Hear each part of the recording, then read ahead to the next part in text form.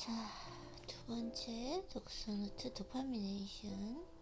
이제 원래는 다른 일 좀 하고 책을 읽으려고 했는데 지금 다리 마사지를 하는데 중간에 그만둘 수가 없어서 독서를 다 해보도록 하겠습니다. 지금 다시 전자책에서 오픈한 책은 도파미네이션. 도파민이라는 호르몬 정말 좋아하죠. 그래서 좀 요즘에는 부정적인 단어로 어쩌면 호르몬의 이름으로 조금 느껴지기도 하겠지만 이 도파민을 정말 잘 활용하면 인생이 너무 행복해지는 것 같아요. 하루에 제가 스파이크를 일으키고 싶은 시간이 두 번 있는데, 한 번은 책을 읽으면서 다이도프린 스파이크, 내가 뭔가 깨달음을 얻었을 때 제가 이 피의 흐름을 느끼거든요. 이 온몸의 전율이 느껴지는, 운동을 할 때 도파민 스파이크라 그래서 좀 항월격 같은 걸 느끼거든요. 그래서 이 도파민 스파이크는 어떻게 얘기를 하고 있는지 한번 읽어보도록 하겠습니다. 도파민 스파이크, 도파미네이션. 그래서 어떤 부분, 목차를 일단 폈고요. 전자책이 너무 좋은 것 같아요. 예전에는 또 한 번 읽으려면 종이책만 읽었었기 때문에 카트에 담고 기다리고, 카트에 담고 기다리는 그 시간도 참 즐거웠는데, 그리고 올 때까지 그 책이 기다리고 이런 게 또 되게 즐거웠는데, 사실 이렇게 원하는 책을 그때 바로 이렇게 또 거기에다가 subscription 서비스, 구독 서비스가 있으니까 얼마나 좋은지 모르겠어요. 진짜 감사합니다. 진짜 행복하고 좋은 세상에서 살고 있는 것 같아요. 참 이렇게 좋은 책을 일정 금액만 내면 다 읽을 수 있다니 진짜 너무너무 행복한 것 같습니다. 그러면은 자, 목차에서 뭐가 제일 끌리는지 한번 찾아보도록 하겠습니다. 내는 쾌락과 고통을 어떻게 이해하는가? 쾌락과 고통? 쾌락과 고통. 탐닉의 시대에서 균형 찾기, 고통 마주보기, 있는 그대로 말하라. 나를 살리는 수치심? 여기 목차가 되게 짧네요. 그죠? 내용이 길고 이렇게 완전 세분화되어 있지는 않은 것 같습니다.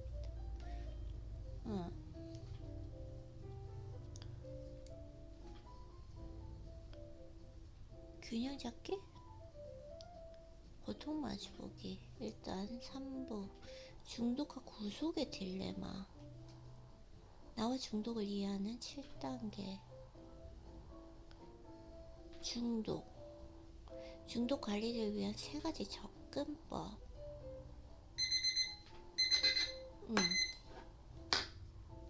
처방약의 두 얼굴. 자, 탐내기 시대에서 균형 찾기, 마지막 제일 중요한 부분인 것 같고, 어떻게 균형 찾는지 한번 읽어보도록 하겠습니다. 고통 마주보기.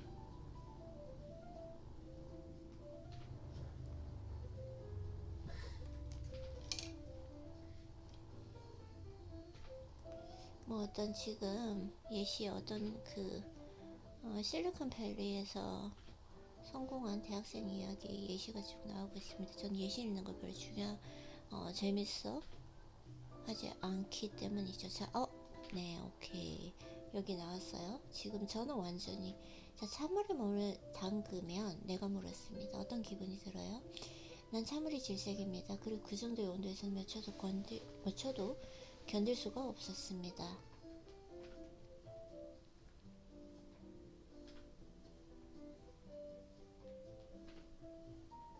처음 5초에서 10초 동안 온몸이 비명을 지르죠. 그만해, 이건 자살행위야. 그 정도로 고통스럽다. 그래도 시간이 정해있는 거라고 속으로 생각해요. 그만한 가치가 있습니다. 처음 그렇게 충격을 받고 나면 피부가 무감각해집니다. 그러고 있다가 나온 직후엔 정말 기분이 끝내줘요. 약을 했을 때와 똑같아요. 엑스터시나 재미로 비코틴을 했을 때 느낌처럼 말이죠. 몇 시간 동안 기분이 참 좋아. 이것은 체질에 따라서 달라요. 저 같은 사람은 찬물조차 마실 수가 없기 때문에 찬물을 마시면 웬만해서는 아이스 커피도 안 마셔요. 여름에도. 좀 내부의 내장이 얼어버리는 느낌? 뭔가 중지되는 느낌? 그래서 찬물 모욕이 정말 많이 나오죠. 찬물 모욕은 왜 짜릿할까? 네, 그래서 저는 저에게는 해당되는 내용이 아니기 때문에 넘어가 보도록 하겠습니다. 도파민은 찬물 목욕 중에 꾸준히 증가했고 목욕 끝낸 후에도 1시간 동안 증가 상태를 유지했다. 찬바람만 쐬어도 저는 바로 이렇게 몸에서 기관지에서 감기로 오는 느낌이 느껴서 이건 저랑 맞지는 않아요.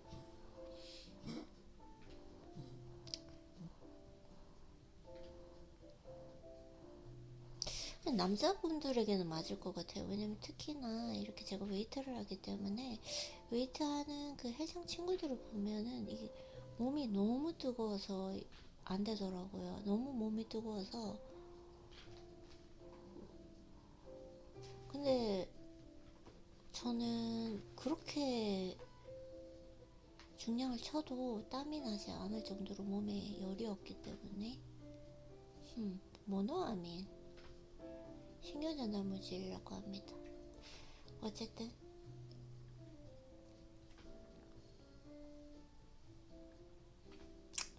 여러 가지 이게 있어요. 모노아민 역시 쾌락, 동기부여, 기분, 식욕, 수면, 각성 정도를 조절하는 신경물질이다.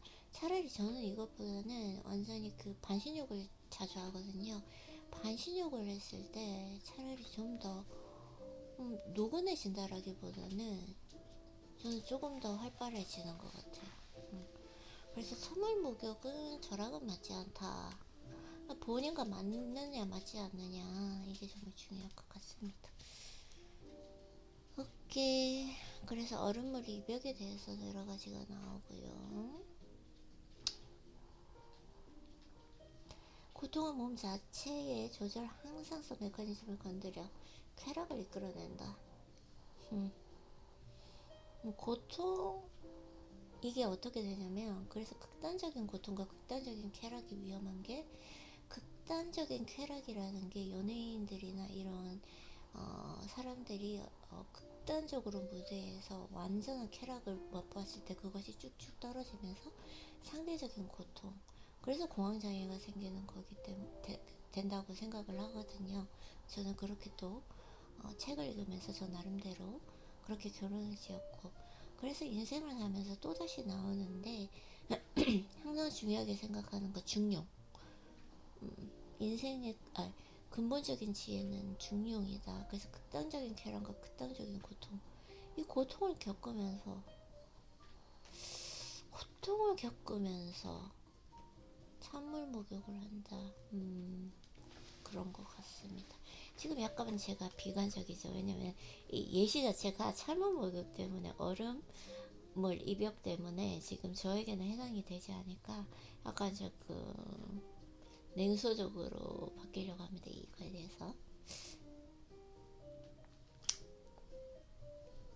고통은 몸 자체의 조절 항상성 메커니즘을 건드려 쾌락을 이끌어낸다. 고통을 받고 그다음 쾌락이 따라온다. 항상성을 맞춰야 되니까. 그러면 완전히 너무나 극단적인 쾌락을 얻었다면 그 다음에는 고통이 온다. 왜냐면 항상성이 있으니까 몸은 항상성 메커니즘이 있으니까요. 그래서 왜냐면 마약을 하는 사람들도 엄청난 그 도파민 스파이크로 쾌락을 맛보았다가 그것이 이제 깨는 과정에서 극도의 불안감을 느끼잖아요. 그게 항상성 메커니즘 때문에 그런 것 같습니다. 어쨌든 인생을 살면서 가장 중요한 건 극단적인 것은 중요하지 않다. 좋지 않다. 항상 중용이 중요하다. 근데 이렇게 말은 하지만 인생을 살면서 중용을 지키는 게 너무 어렵다는 거예요. 맞아요. 우리가 느끼는 그 쾌락은 고통에 대한 몸의 자연스러운 반사적인 생리입니다. 쾌락. 라리티 누터가 절실과 자학으로 육체의 고행을 자체한 일은 아무리 종교적인 이유라고 해도 그에게 약간 쾌락을 선물했을지도 모른다. 절식과 자학 단어만으로도 저는 싫어요. 고통도 싫습니다. 뭘 자꾸 고통을 받으려고 해요. 인생을 살면서 너무 그 쾌락이라는 단어, 고통과 쾌락. 근데 이게 기본적인 그 인간의 본성이기 때문에 쾌락을 추구하고 고통을 피하려는 그 인간의 본성인데 이게 어떻게 보면은 양극단으로 너무 반대이지만 너무 비슷한 것도 아닌가라는 또 생각이 들고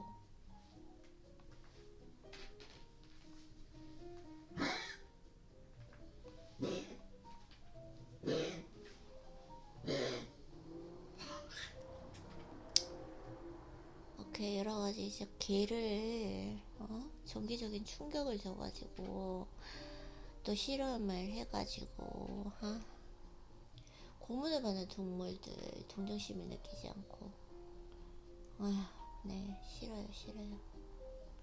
사람들이 쾌락이라 부르는 이유가 어쩜 이렇게 이상해 보이는지 그와 반대로 여겨지는 고통과는 정말 묘하게 연결되어 있지 않은가. 아니 그래서 말하고 싶은 게 뭐죠? 지금 화가 갑자기 날라 그러네. 그 강아지를 고문했다는 그 얘기 때문에 지금 난 거예요? 아니면은 얼음 때문에 지금 약간 화가 난 거예요? 그래서 찾아보겠습니다. 도대체 뭘 얘기하고 싶은 거지? 자, 누구나 한 번쯤은 고통이 쾌락으로 바뀌는 경험이 있을 것입니다. 소크라테스와 마찬가지로 한동안 아팠다가 기분이 나아진 걸 느꼈거나 운동으로 러너스 하이를 느꼈거나 러너스 하이는 제가 이제 러너스 하이를 느끼는 사람을 봤는데 약간 그러니까 세컨 윈드 같은 좀 리셋되는 느낌이 있고 무서운 영화를 보고 설명할 수 없는 카타르시스를 느꼈을 수도 있습니다. 고통이 우리가 쾌락에 지불하는 대가인 것처럼 쾌락 역시 우리가 고통을 통해 얻는 보상이다. 자, 고통을 통해서 쾌락을 얻다. 독서를 할 때도 정말 쾌락을 느끼거든요. 어느 순간 엄청난 그 깨달음, 내가 가지고 있는 그 질문에 대해서 답을 얻었을 때 온몸에 전율이 느껴진단 말이죠. 저는 다이더펜 스파이크라고 표현을 하고 싶은데 그럼 고통을 수반하지는 않았잖아요. 그러면은 다른 걸 생각을 해보면 제가 웨이트를 할 때 어느 날 중량을 쳤을 때 거기에다 세트 자체를 휴식 시간을 아주 짧게 되고 완전히 쭉쭉쭉쭉 끌어올렸을 때 세트를 탁 치고 끝내고 쭉 올라오는 느낌이었거든요. 그게 엄청나. 저는 이게 기분이 좋아가 아니라 약간 황홀감 같은 정도의 느낌이거든요. 그 전에 고통을 겪어서 그게 쾌락이 됐다?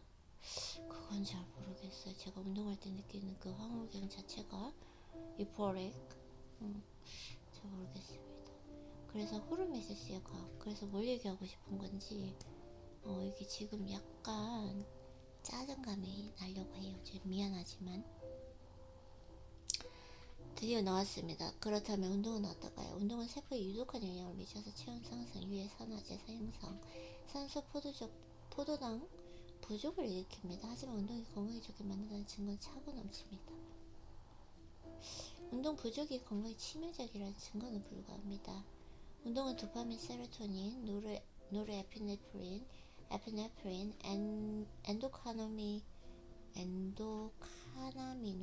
카나비노이드 처음 들어봤어요.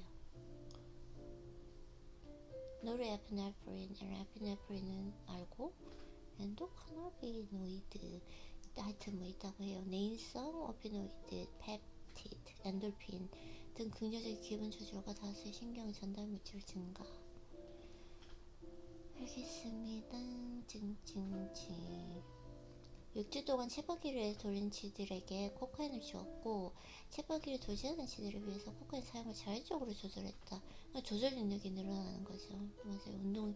운동이라는 자체가 저도 해보았지만 가장 큰 거는 약간 나의 예민함을 눌러주는 거, 심적으로 안정된다. 그리고 분명히 그런 거 있는 것 같아요. 내 인생 자체를 조금 통제할 수 있는 능력. 이게 생긴다는 거. 이 쥐들도 자율적으로 코카인을 조절했다고 하잖아요. 그쵸?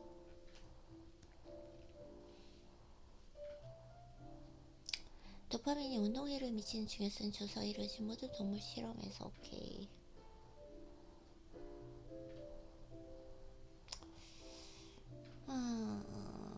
난 뭔가 중독되고자 하는 그 현대인의 기회에 대해 가끔 궁금해지는 부분이 있습니다. 중독에 빠지는 이유는 혹시 신체가 살아있음을 느끼기 위해서 하는 게 아닐까요? 가장 인기 있는 비디오 게임 주로 뛰고 점프, 기어오르고 총을 쏘고. 저는 뭐 중독이라 그러면 독서, 안 읽으면 뭔가 마음이 불안해. 운동, 커피, 또 뭐 있을까요? 중독. 가장 큰 건 운동인 것 같아요. 자, 한번 해볼게요. 웰빙을 위해서 심장에서 벗어나 가상의 몸이 아닌 진짜 몸을 움직여야 한다. 네, 알겠어요. 네, 고통을 의도적으로 이용한다. 저는 고통을 의도적으로 이용하고 싶지 않습니다. 굳이 뭐 고통을 느껴요. 그냥 쾌락도 싫어요. 그냥 안정적인 마음 상태, 평온한 상태. 극단적인 것은 무조건 좋지 않다. 중용이 중요하다. 그래서 여러가지 지금 이 책 같은 경우에는 여러가지 연구 사례 그리고 예시, 저는 연구 사례 예시보다 결과를 좀 읽는 걸 좋아하기 때문에 중요하다. 제가 좋아하는 것 같아요. 저는 좀 책을 읽는 방식이 그렇더라고요.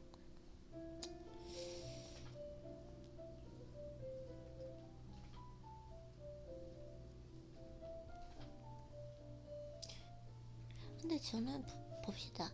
우리의 뇌는 쾌락 자극에 반복적으로 노출되면 내성을 찾게 된다. 내 마약처럼 계속 내성이 생긴다라는 거. 이와 마찬가지로 고통 자극에 반복적으로 노출되면 뇌는 고통 쪽의 내성을 갖게 된다. 그쵸. 이제 무서워지지 않는 거죠.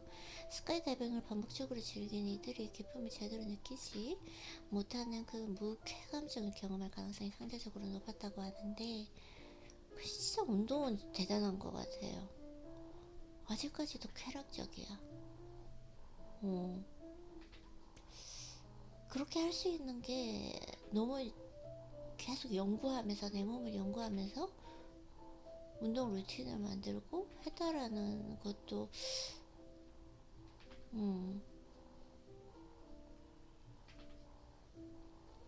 제가 드디어 넣었어요. 과학 훈련 중증 오버트레이닝 신드롬. 오버트레이닝이 되거든요.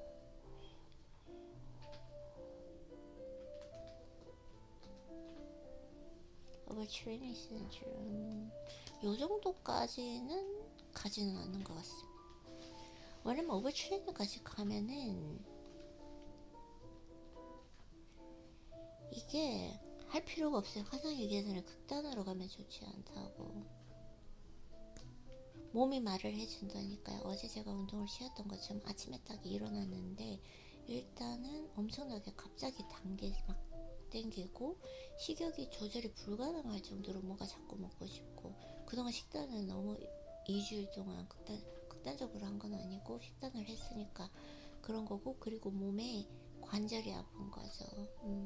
쉬어야 된다라고 말을 하는 거예요. 그래서 어제 딱 쉬고 식단도 그냥 완전히 내가 먹고 싶은 것으로 먹고 하니까 지금 재충전이 되었죠. 그리고 몸에 있던 그 통증도 다 없어지고 몸이 알아서 얘기를 해줘요. 그래서 이 몸의 소리를 듣는가 듣지 않는가가 정말 중요하다라는 거.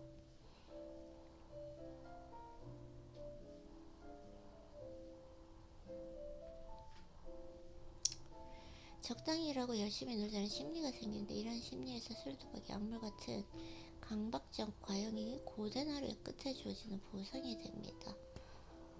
네, 알겠어요. 있는 그대로 말하라. 솔직함. 사실대로 얘기하면 우리의 삶이 얼마나 나아질까요? 있는 그대로 말하기는 고통스러운 일입니다. 인간이 누구나 예외 없이 어릴 때부터 거짓말을 한다. 오케이. 거짓말은 습관이 되기 쉽습니다. 우리는 모두 어느 정도 거짓말을 하지만 인식하는 경우는 별로 없다라는 거. 근본적인 솔직함은 첫째, 우리 행동을 확실하게 의식하도록 해준다. 둘째, 친밀한 인간관계를 형성한다. 셋째, 진실한 삶을 이끌어 현재 나 자신뿐만 아니라 미래의 자신에 대해서도 책임을 묻는다.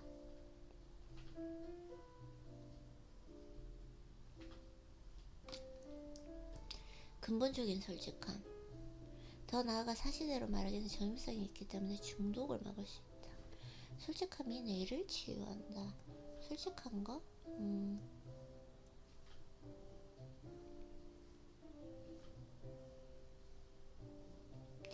솔직함을 훈련하면 특정 목적을 위한 신경회로가 강화될 수 있음을 암시하게 되었습니다. 이는 외국어 배우기, 피아노 연주하기, 혹은 스도쿠 잘하기, 다른 회로를 강화하는 그 방식과 동일하다. 사실대로 말하기는 뇌를 변화시킵니다. 그렇게 되면 우리는 쾌락, 고통, 균형의 강박적 과용을 이끄는 정신적 작용을 더 확실히 의식할 수 있게 됩니다. 이를 통해 우리의 행동도 바꿀 수 있습니다. 습관이에요, 습관. 결국은 이 말을 하고 싶은 거예요. 이제 뇌 자체를 이제 어떠한 순간에서도 내가 무의식적으로 거짓말을 하는 그 뇌를 가지고 있었다면 습관적으로 그게 뱉어졌을 수도 있어요. 근데 그 회로 자체를 습관을 바꾸는 거죠. 어떤 상황에서도 사실대로 솔직함을 얘기한다 라는 거. 그래서 뇌를 변화시킨다. 이런 것들은 계속 습관을 들이면서 훈련하는 거. 외국어 배우기, 피아노 연주하기. 외국어 배우기, 피아노 연주하기 맨날 하는 건데 신기하다.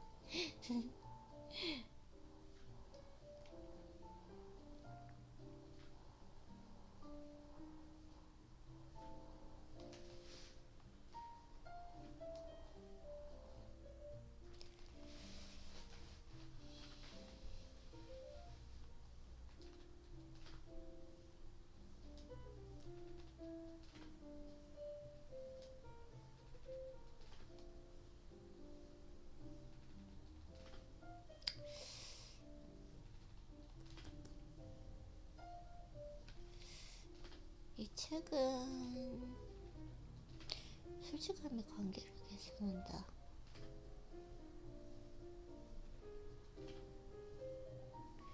너무 이게 나쁜 얘들? 일단 그래서 중요한 건 제 경험으로 봐서는 여러 가지 지금 얘기하고 있어요. 특히 이제 도파민에이션이니까 도파민 스파이크로 인해서 이 현대 인간들이 가지고 있는 중독에 대해서 얘기를 하는데, 제가 이제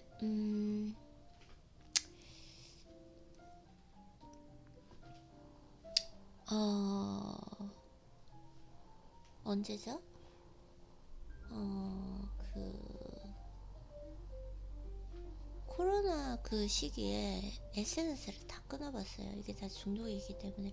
제가 제 시간 제 시간을 그러니까 이제 30분별로 다 이렇게 표시를 하면서 뭘 하면서 보냈는지 딱 해보니까 제가 순간적으로 그 SNS에 들어가서 나도 모르게 흘려버리는 2시간, 3시간이 많더라고요. 그래서 이거를 완전히 없애버리는 게 제일 중요하구나 라는 생각에 거의 계속 안 봤던 것 같아요. 휴대폰을 하루에 한 번 이상은 절대로 보지 않는다. 그러니까 밤에 봐서도 안 돼요. 밤에 또 이게 수면에 영향을 끼칠 수가 있기 때문에 혹시나 정말 이멀전시 같은 그런 뭐 문자라던가 전화가 와 있지 않은가 그런 게 사실 올 게 없는데, 그 정도만 이렇게 체크하면서 완전히 끊는 거? 그러니까 적당히는 처음에는 없는 것 같아요. 중독을 끊는 건. 그래서 제가 그렇게 한 달, 2달, 3달을 아예 휴대폰 그리고 카카오톡도 그 계정을 다 날리고, 그 다음에 뭐 인스타그램도 다 날리고, 그렇게 해서 딱 지내보니까 처음에 한 2주 때가 가장 정확하게는 기억이 안 나. 2주? 한 달? 요 정도가 가장 힘들었던 것 같아요. 그냥 뭔가 내가 이 세상에 혼자 고립된 느낌? 뭐 어차피 고립이긴 한데, 그때 코로나 시절이었기 때문에. 네, 그렇게 해서 한 달이 지나고 한 달, 한 6주쯤 되었을 때 엄청난 쾌감을 느꼈어요.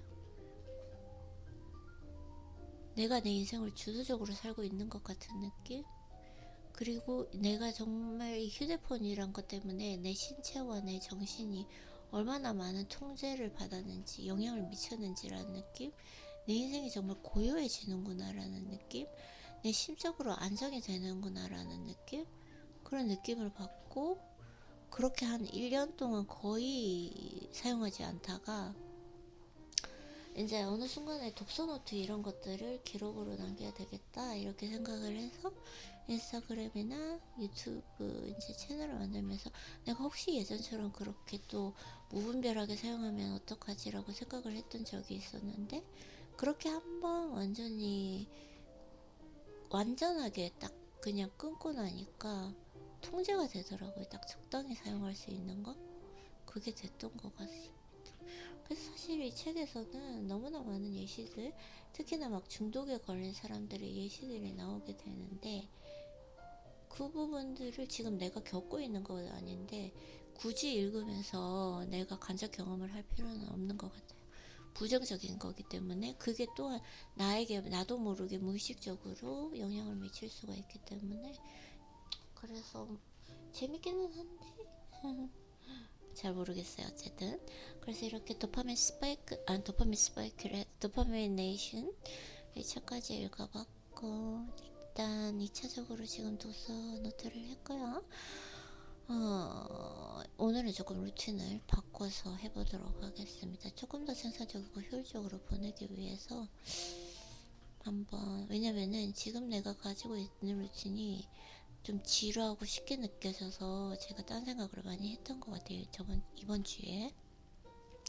그게 왜냐면 이제 얘가 성장한 거죠. 예전에는 그 루틴을 다 해내느라 바빴는데, 바쁘고 급하고 힘들었는데 지금은 쉽고 지루해졌다. 이제는 다시 루틴을 세팅해야 될 시기다. 그만큼 성장했다라는 거. 네, 저에게 보상을 줘야 되는 것 같기도 한 것 같습니다.